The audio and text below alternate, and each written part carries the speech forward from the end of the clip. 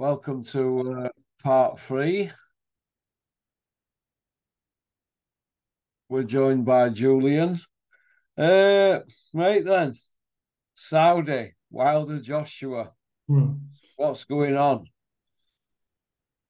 There's a certain irony around all this, isn't there? I did see the Saudi prince, whoever he was. I saw the bit with Frank Warren, and he seems to like Frank, doesn't he?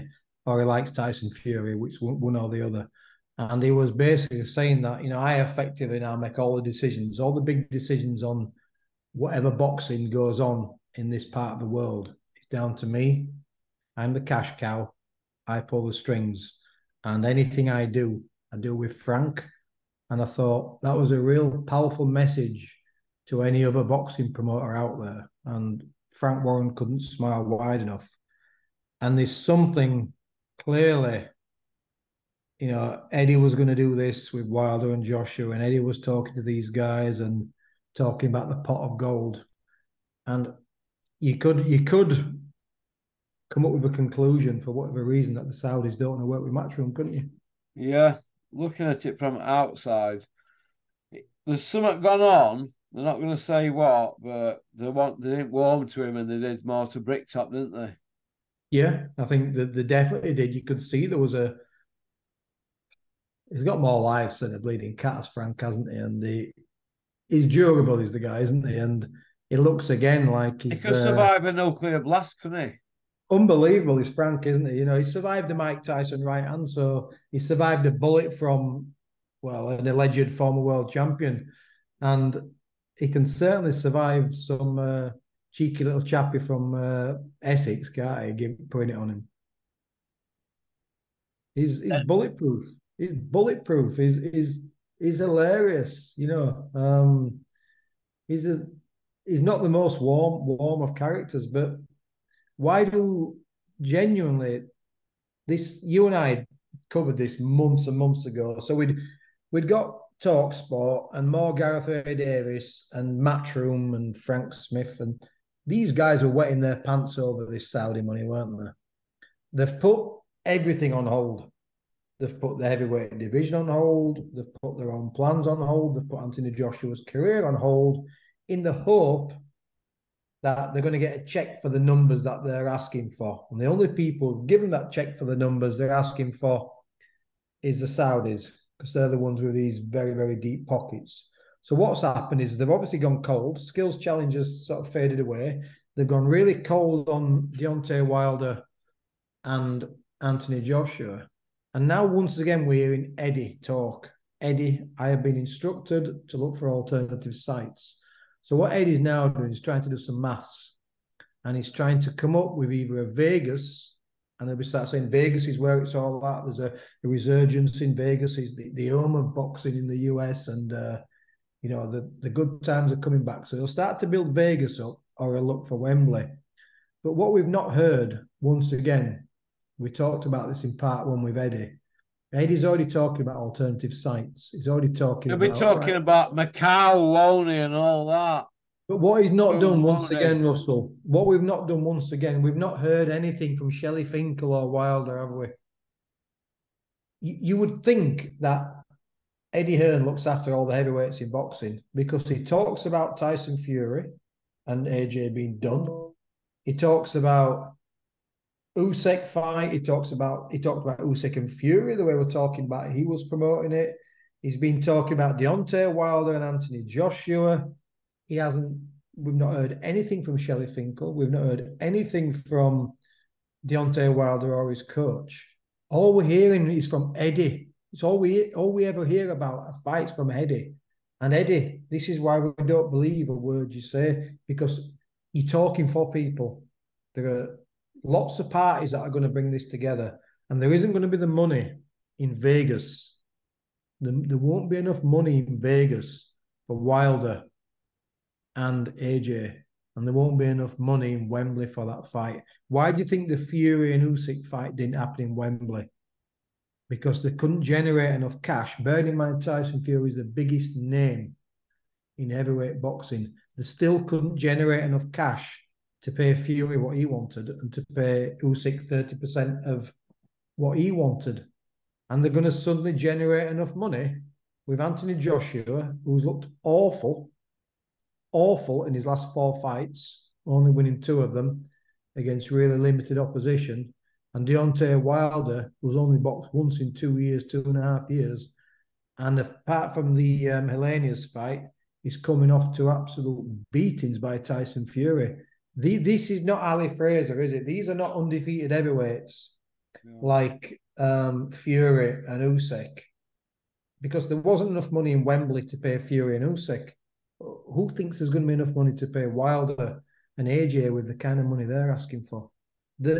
What we're seeing as well, Russell, is we're seeing the demise of very, very slow demise of Anthony Joshua, aren't we? When he's fought the last 2 fights, these arena fights, they've not sold out quickly, have they? If at all. And we're seeing a demise in Anthony Joshua. And there might be a novelty factor bringing Deontay Wilder to the UK. You probably get some networks who want to show that fight and put in a big amount of cash. But realistically, buddy, the fight won't happen now. It didn't happen 5 years ago when it was red hot, 6 years ago when it was red hot and they were both unbeaten world champions. Who's to think? Why would we think that it's going to happen now? Well, I thought it was going to happen after Klitschko and Joshua because they got Wilder ringside, didn't they? And that was the perfect time for it to happen, wasn't it? That was a big, big fight. I'm not saying it's not a big fight for anybody who's listening, saying Jules is hating or he's talking rubbish. I'm telling you, it's all we hear about is, well, they're going to do the fight in December. Eddie actually said, didn't he, it's done. We've locked it in. I remember his words were, we've locked it in. He ain't locked nothing in. It's all right saying, what's Eddie talking now? All we've heard for the last week about this fight is Eddie Hearn turning around and saying, both fighters have agreed the terms and conditions. All we need now is someone to fund the cash. I mean, if you think about that as a business proposition, you've never heard as much rubbish in your life, have you? It's like me and you going to do a job on someone's house. We're going to renovate your house. But, we're going to do this, we're going to do that, we're going to do that. We'll do a brilliant job. The only thing is we haven't got anybody who's going to pay us yet. We've got no money. It's a nonsense. Do you think that Eddie's got egg on his face?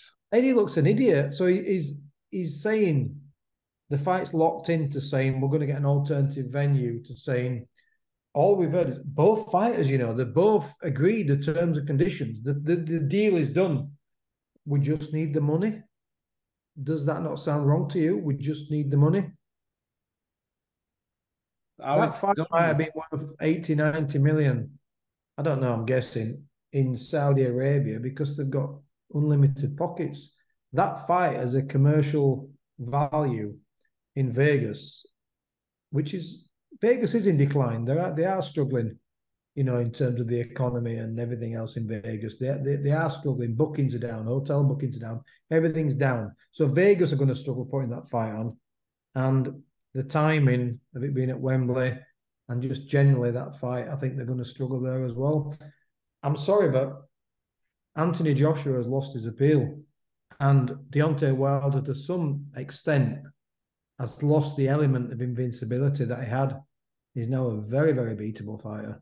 It's a good fight. It's an exciting fight, but it's not as big as AJ and Wilder think it is in terms of what they're expecting to be paid for that fight. Do you think Eddie misjudged their value with Joshua because he's had bad performances? They've got no belt. Do you think they've looked at Eddie as an also-ran now instead of like at top at pecking order? You don't know, really. They might be looking at a combination of different things, and this is pure speculation. They might be looking at the amount of fighters on matchroom rosters who are failing drugs tests. And people might say, well, hang on a minute. Well, Tyson Fury's had a ban previously.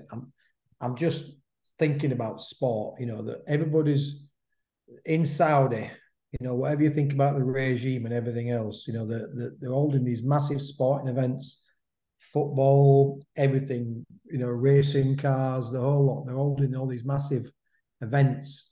But what they're trying to do, what Saudi are trying to do, is portray to the rest of the world a real clean image out there. Because these are changing times and the landscape has massively changed in terms of where sporting events are held. And what Saudi won't want is any potential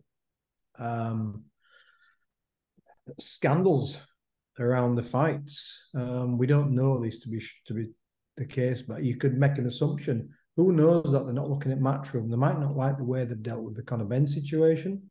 Maybe I'm being naive. They might not think AJ has the value that they think that Eddie Hearn thinks he's got, and they might think the same thing about Deontay Wilder. They like putting on events, whether you like Ngannou and Fury or not. It is an event. It's a massive event. It's captured a lot of people's imagination. But do you not think it's a real strange thing for the guy who effectively holds all the money and holds all the positioning in Saudi to turn around and say any boxing event, it gets done with me and Frank? Why would he just rule out working with Eddie Hearn? Because what you haven't heard Eddie Hearn say in the last week, you haven't heard him say, we're still looking to put the fight on in Saudi. He hasn't said that, has he? He hasn't said Skills Challenge have pulled out, so we are now talking to, what is he called? Khalid, Prince Khalid, whoever he is, I don't know what his name is. He hasn't said we're now not talking to Skills, we're looking at an alternative investor in Saudi, has he? He's turned around and says we're going to do it somewhere else. That is a massive U-turn from what we were hearing. Is the Saudi dream over for Eddie? Saudi dream's over right now for Eddie. That might change in 2 to 3 years, who knows? But I think you could also say, you can safely say then what nobody else is thinking about is that we're talking about Conor Benn potentially fighting in Saudi Arabia, weren't they, against Manny Pacquiao? Saying that would be a massive fight. Well, that's gone because Frank Warren doesn't promote Conor Benn, does he? And he says, I'm only working with Frank. That's from his mouth. The plot thickens. They don't want to work with Eddie, do they? Let's be honest. Whichever way you slice Eddie's on outside looking in. Eddie's on the outside looking in. He's very, very sickened right now with boxing. Massively successful. Very, very good promoter. Treats people well at the events. They pay well. They pay on time. They tick a lot of boxes, the Matchroom. They've had some great shows in the past 10, 12 years.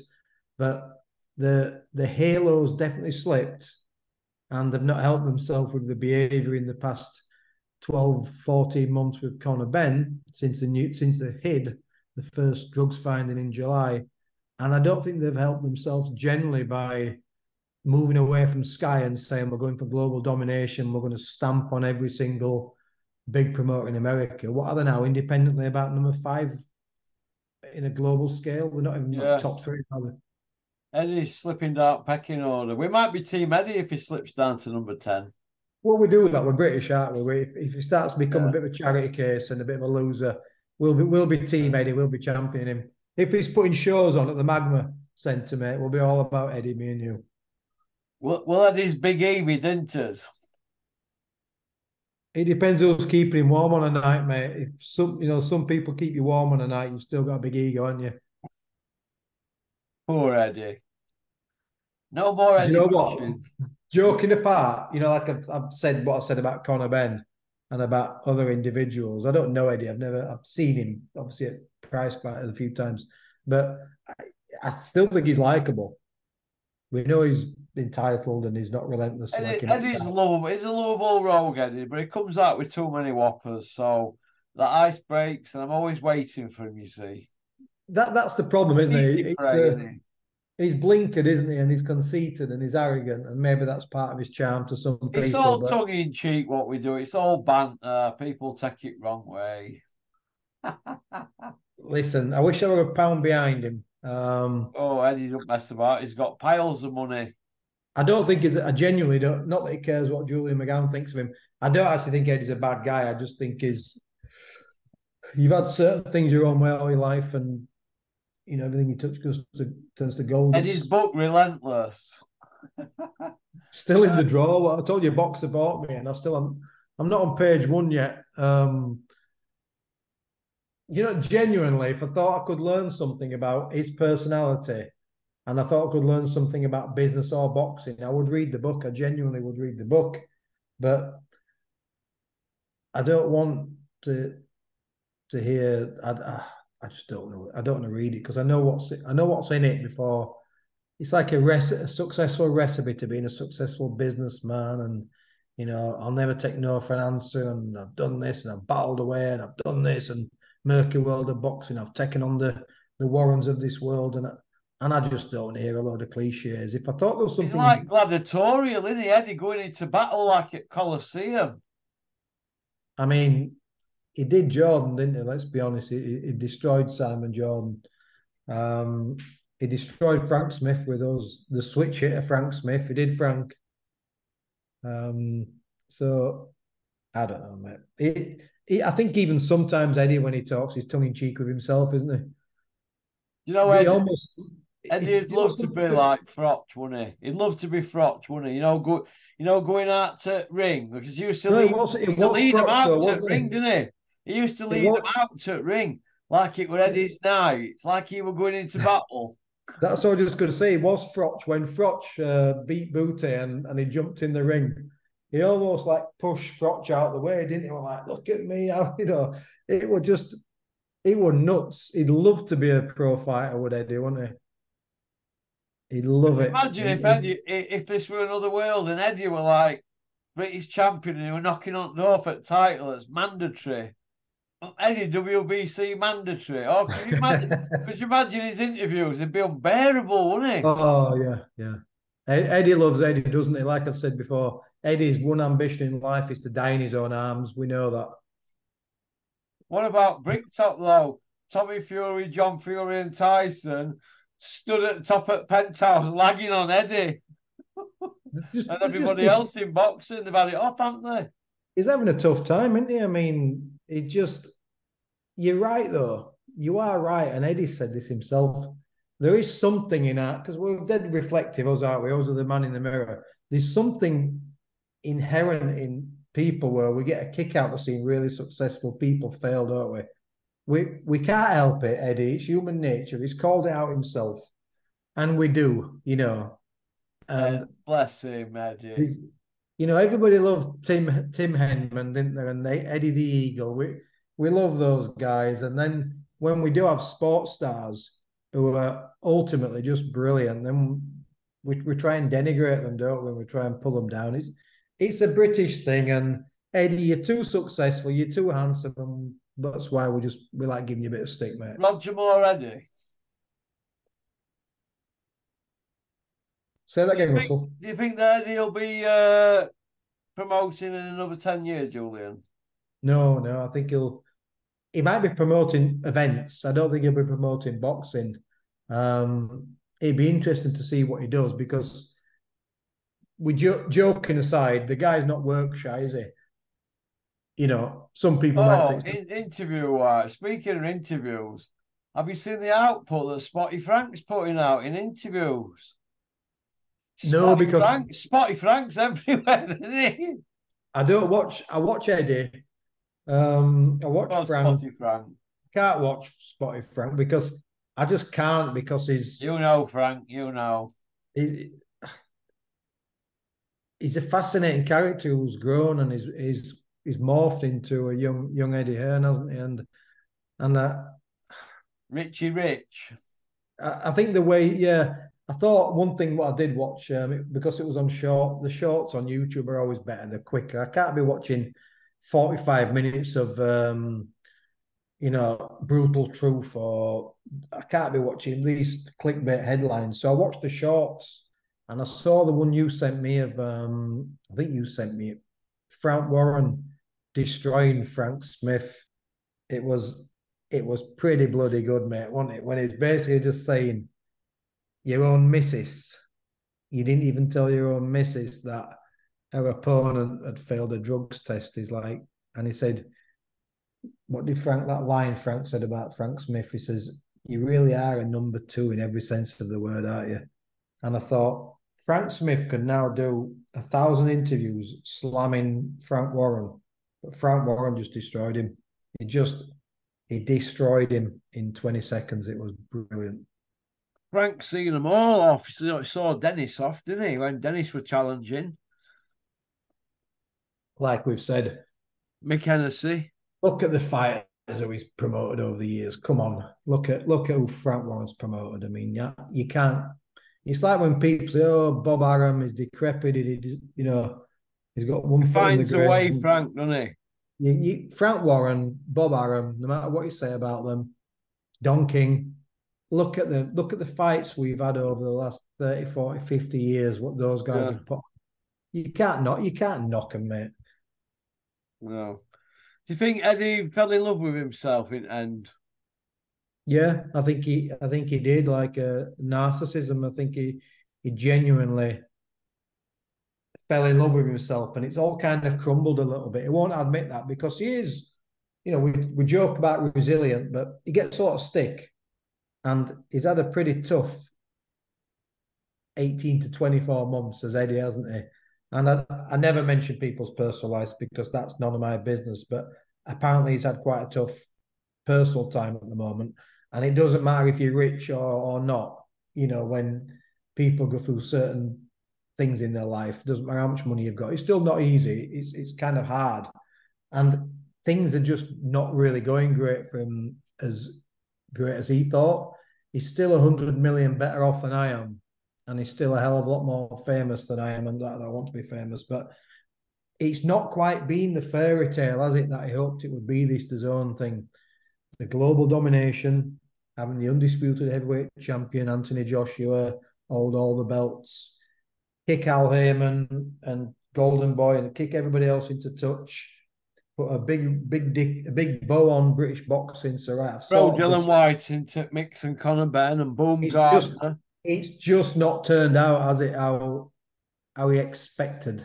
Um, it really hasn't turned out what he expected. He's lost his halo slipped, and yeah, he's still got some good fighters on his American roster. But in terms of the UK, there's not that much to get excited about right now with Matchroom, is there? What about his Cape Crusader for drug testing and all that and transparency?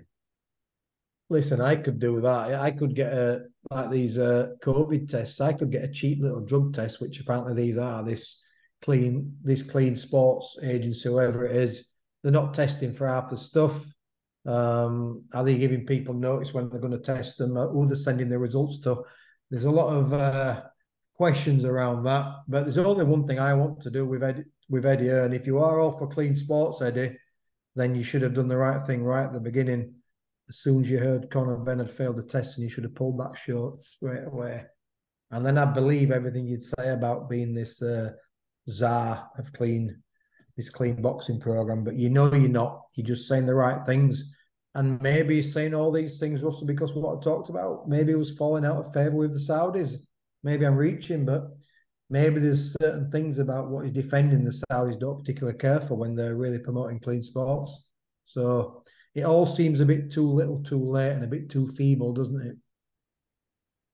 Yeah, it's sad to see Eddie going out like this. Do you think? He look, From top table, we know Canelo and Joshua's on outside looking in now, and they don't want to go near Wilder. I mean, they really want to put him in with Wilder. I don't think so, Jules. Do you? I think they're just gonna. It's like we talked about Chisora. It's like Stay in the storyline. they're gonna wring as much out of Anthony Joshua as they can, because no matter what people say, right, he's a fighter in decline, emotionally, mentally, physically. He was never as good as advertised. And if you're Eddie Hearn now, and your last two shows you've had with AJ, poor performances, 12 poor rounds against the American whose names escape, Franklin. You'd got 6.5 really bad rounds against Hilarious, whatever it's called. You've got a pretty poor performance, haven't you? I say you've had two back-to-back drubbings by Usyk. What's he going to do with him, Russell? What can he do now with Anthony Joshua? Like we've said before, Anthony Joshua on paper is legitimately probably the third best heavyweight in the world. That's on paper, because you have to look at his CV, you have to look at the belts he's won, and you have to look at the back catalogue. But if you look at Anthony Joshua today, and you didn't know what it was called, you just said that's Anthony Smith, and you saw his last 4 fights, you probably won't rank him in the top 10, would you? No. and they could put him in with a top 15 and he could get licked. Oh, he could. It's very, very beatable right now. It's one thing when you lose the confidence, but you still got numbing power, or you still got great defense or anything like that. But he's not really got anything. What's going to trouble? I don't think he's got anything right now. What would trouble most of the top fighters? I really don't. I think he's ranked number 3, maybe number 4. Probably on paper, I'd have him number 3 because of his accomplishments. But as I've said, do I think more than 2 heavyweights in the world could beat him? Absolutely, yeah. I actually thought he might have a chance against Wilder. I thought he might be still a little bit technically better than Wilder. But then I've watched his last fight again with Robert Elenius, and I'm like, there's no defense through the middle. He literally holds his hands there. It's bizarre how he holds his guard. He doesn't even hold his hands like a fighter who can position his elbows and his hands to block and to parry and to create space. He holds his hands like a rank novice, squares up his shoulders, holds his hands there. And all you saw was that Robert Elenius, every time he threw a jab or a screw jab or a right hand, every single one went straight through the middle, didn't it? And when I watched that, all I could see was I could just visualize Deontay Wilder's right hand crashing straight through his open gloves. In round 1.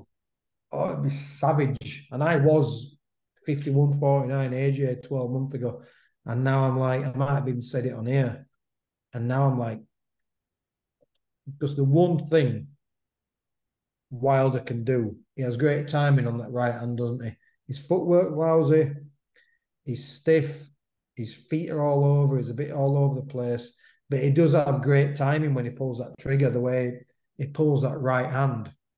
And he's continually demonstrated that throughout his career.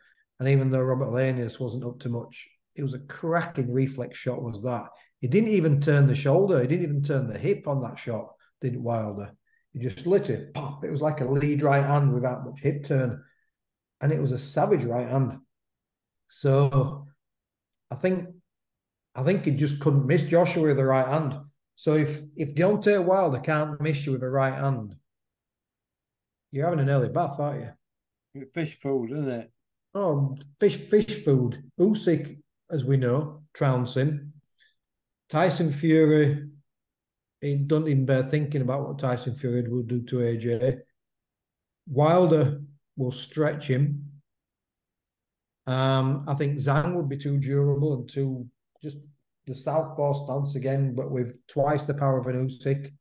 Zhang's going to at least land 7 or 8 big shots on Anthony Joshua's chin. That's all he'll need. I think he'd have a 50-50 life and death with Joe Joyce. I think Jared Anderson would have too much for him in terms of his toolbox. Way too much for him. Frank Sanchez, way too quick for him. His feet are too fast. His hands are too fast. Don't bode well, does it? And it's a long answer to your question, but is Eddie going to cash him in? I think that's what he's looking to do, mate. Clearly. Against Wilder and take short end at Reddy's. Well, you think about what happened after the last fight with Elenius. 2 things happened. One thing is Anthony Joshua said he wants another 1 or 2 fights this year, didn't he? Yeah. Warm-ups, whatever you want to call them. I want another 1 or 2 fights. Eddie Hearn, same day, said Wilder's next. So why wouldn't Eddie Hearn want Anthony Joshua to have a couple more fights just to get more confidence, to get more time with Derek James, etc., etc.? Because it goes back to what you said 10 minutes ago. He's very, very beatable. Yeah. And there's a good chance if he gets him, like you've said, with anybody in the top 15, there's a real good chance AJ gets beat. Yeah, and then he's worth nothing, then, is he? And then he's with nothing, so he might as well cash in the Wilder fight. But unfortunately, the Saudis have pulled the plug on the cash, and they're going to have to lower their pay expectations, aren't they, if they really want to deliver that fight? They'll still make a hell of a lot of money, but probably about half the money that they were expecting to make.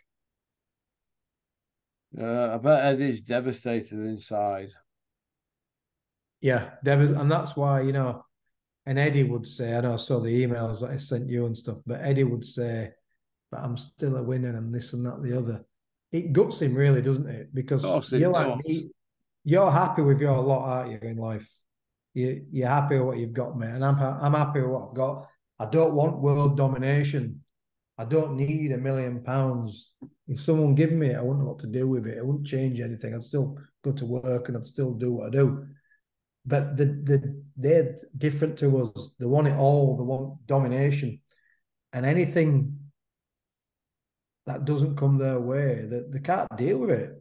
They just can't deal with it. It's like there's never a woman who's beautiful enough for these multimillionaire men. There's never a designer suit that's expensive enough or a watch that's good enough. They just always want everything on their plate. And then when they've got everything they want on their plate, they start looking at the person next to them, what's on their plate.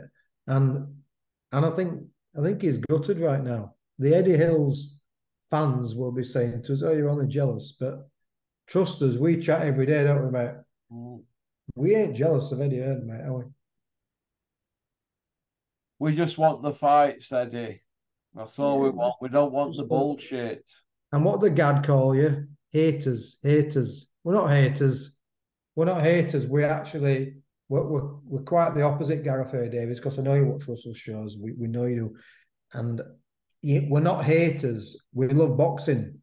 We want entertaining fights and we want competitive fights and we want a level playing field. That's all And we we want want. people like the Gad to call it out as they see it and not arselick. Oh, you asked me to watch a couple of his things when he were talking about the big four heavyweights. And have you heard the way he's waxing lyrical about Fury and Garno now? He's talking about his He's student working days. himself into a frenzy, the Gad. He's going to be unbearable. They're getting baby oil out. The Gad's having multiple orgasms over this fight. Trust me, it's not a vision you want in his head, but he's loving every minute of it. Um, this is like the man who's bigging up Tyson Fury, and Tyson Fury told him to shut up, didn't he, last time when he was saying how Derek Chisora is better now than he was when the last fought. What, when they fought 9 years ago? What did Tyson say? Shut up, shut it. And he's 9 years ago. the Gad loves it. The Gad.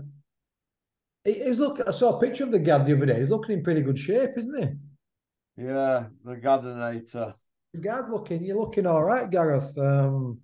It's your fawning and you wanting to lubricate male boxers. What's a bit worrying, mate? What's his bath on the bench? Yeah, and take showers with Dillian White and stuff. It's a little bit weird. And what his chat-up lines are like when he's on town. Well, I don't know. I do find him a fascinating character, to be honest.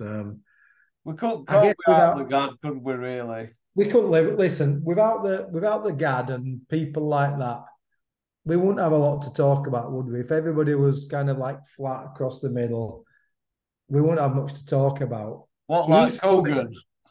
yeah, Coogan. Yeah, oh god, yeah.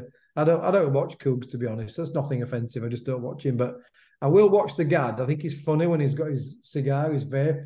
And there was that moment I sent you, and you were absolutely devastated, Russell, when it was at ringside for a big fight, and Guns N' Roses came on, and he started playing this air guitar, did the Gad, and I remember recording it on my phone and I sent you it, and you're like, you just, oh my god, I can't watch this, and I just thought it was hilarious. And you know what? I don't think the Gad takes himself too seriously. I've moments where he frustrates me and annoys me, and then moments where I think he's massively entertaining. But he does know boxing. He absolutely knows boxing. He's a very good writer, very bright, educated man. But he's just too much of a suck up, isn't he? Yeah, I think he's lost his way a bit, the Gad, recently. He's become a bit neutral, actually, hasn't he? He's become Mr. Neutral on a lot I of think different Simon issues. Jordan's lost his bite. Simon Jordan's definitely lost his bite. I don't know whether he's had his wrist slapped or maybe he's just been humbled because he's had two back-to-back KO losses to Eddie Hearn now, hasn't he? And he's not going to get a third bite of the cherry there, is he? Jug Ears went full on licking around Joshua after the Usyk fight. Took a bit of stick. Then he went full in on Conor Ben, gun ho, didn't he? On Yeah, drugs he issue. knew he had to do that, didn't he? Did Yeah, Spencer? he's I softened up mean, a bit though recently. I've noticed. what did he say to AJ after that fight? He goes, "You were out boxing Usyk." That was great, wasn't it? That was memorable. It was absolutely memorable. That was as memorable as when who was the kid who Johnny Nelson said would beat Tank Davis? Was it Tennyson? That's Tennyson, the Irish kid, yeah. the Irish kid, and then he went out and got banged out in first round, didn't he? And Johnny Nelson was saying, "I think he beats Tank Davis," and there was kind of a look, wasn't there, from his co-hosts, were like, "You've been drinking tonight," and the Gad's that kind of character, any and Spencer Oliver, they're just. I guess if they had your approach, to be honest, they wouldn't last very long on mainstream radio or TV, No, of would they? course they wouldn't. No. They wouldn't last. Look, do you know what is right? I was thinking about this. I know we're winding down, right? But compliance, right? When you're compliant and when you go along with the narrative, when you're young, you're often more compliant in generally with society, in business, in industry, because you have to be, don't you? You have to earn a wage. You can't say everything that's in your mind. It can't just come out. And as you get older, and I'm finding this with myself now, as I'm getting older and I'm getting a little bit more financially secure. I'm not there yet for anybody who says pompous Julians of money, because he's definitely not. But when you start to get to a stage after in life and you've been working for a certain amount of time, you become less compliant and you become a little bit more independent and a little bit more. Everyone who's in the 40s, 50s, 60s now will resonate with this. You become a little bit more outspoken. And that's why older people are they're viewed as being cantankerous, but they've got no filter, have they? Yeah. Because when you're old, you can say what you want and you don't need to worry about what anybody thinks, because you don't have to worry about someone paying your mortgage, someone paying for your children's education, and someone paying for your healthcare and all that kind of thing. So as you become, there's a correlation between becoming with compliance and income. And that's what's happening now with the Spencer Oliver, for example. Spencer Oliver's got a good gig, hasn't he, on TalkSport. Yeah. So he's compliant. He's generally being a little bit controversial sometimes to get more views in, but generally he's complying as the gaddies because they want to be relevant. But then you get to a stage where some people are when they get into the later in life, you become less compliant because you become less reliant on people for either for status or for income or whatever. And that happens to us all, mate. I know I've probably over-explained it, but Spencer Oliver, these guys have got family. Yeah.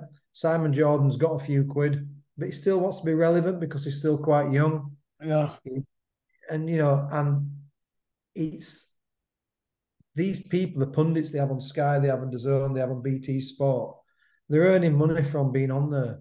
So they're only ever going to be so controversial. So they're generally compliant because they want to retain that job. And then you get people who get to a certain stage later on in life, we all become more cantankerous, become less compliant. And it's happening to myself now, and I'm living proof of that as I'm getting older. I'm a bit less worried about what people think. I'm a bit less sensitive about how I look, and I'm a bit less sensitive about how I sound. And independence, like you have independence, don't you? That you speak your mind, and that's worth a lot of money, is that, mate? That's worth a lot of peace of mind when you can just say what you think. And again, you've got your own channel, and you're not compliant because nobody else is paying your wages, are they? No. And it's a Okay, great, I know I've okay. gone on a bit there, but it's a great place to be, mate, is that. Right. Well, listen, thank you, Julian. It's been a pleasure. Have a great evening. You two will speak over the weekend, buddy. Take Cheers, care, mate. Russell. Bye. Bye. Thanks, mate. Thanks, everybody. Well, thanks for liking and subscribing and leaving a comment. Have a great weekend. Pop, pop, bang.